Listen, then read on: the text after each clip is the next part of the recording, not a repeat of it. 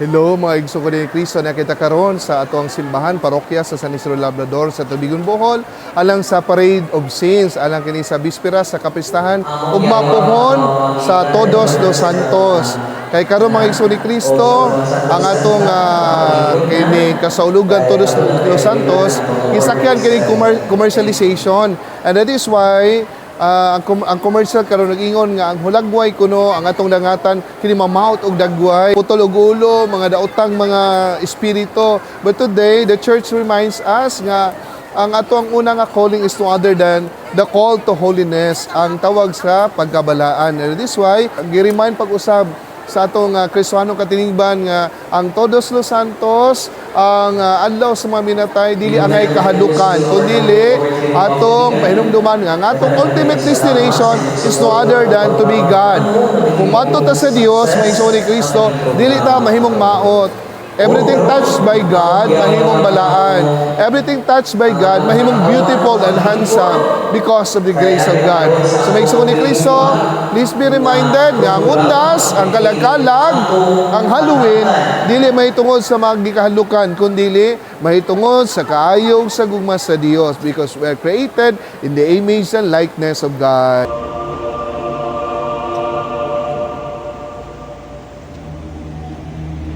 Santa Maria de Betania. Unang sinabi sa pagkamatapos sa Ginoo, ginawang apostol sa apostoles.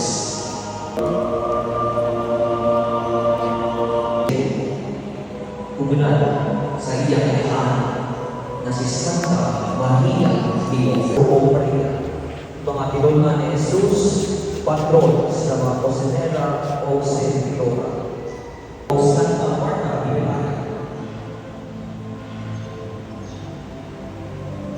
So, napagtuko ko sa Ginoo o sa paglubiling sa China. San Pablo o Santa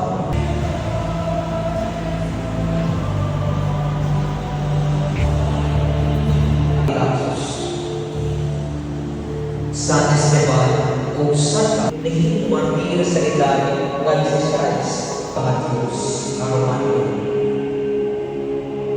Sila si San Bernadette o Santa Florencia. Santa Maria Dominica de Cabeza.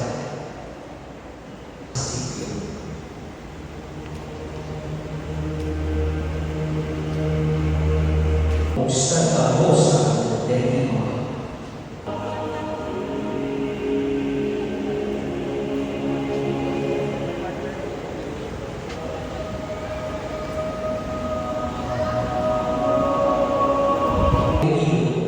San Lorenzo Ruiz.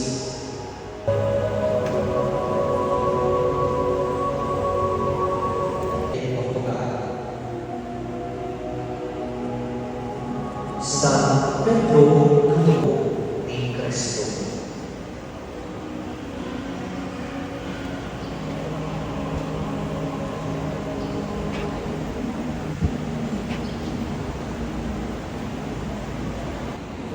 San Juan Bosco o Santa Fe.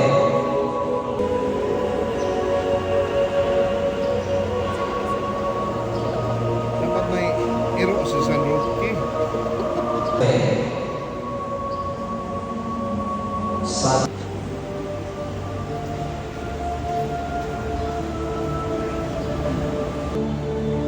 San Francisco Javier, neto ikaduhang kasiglo, na kami sa mga Katoliko pinaanuon sa mga nung sa linggo na magtuto.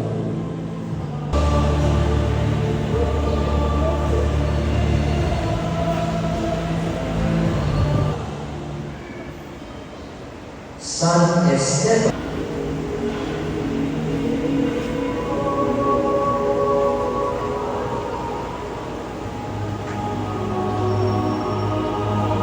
de Europa. San Carlo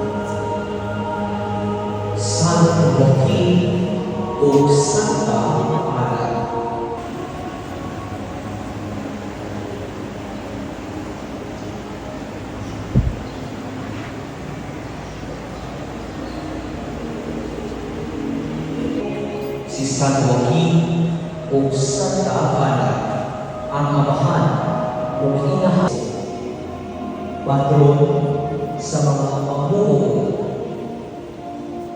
kalimutan ng simbahan o mamakayo kapatid.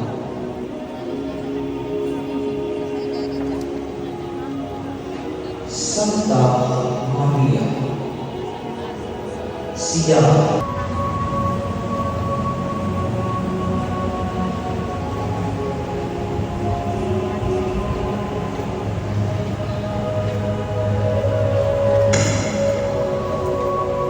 si San Jose o Santa Maria, ang legal na amahan sa Panginoon sa Kristo o ang inahan sa Diyos. Sa mga Diyos. Siya ang patron sa naghabang sa panimala.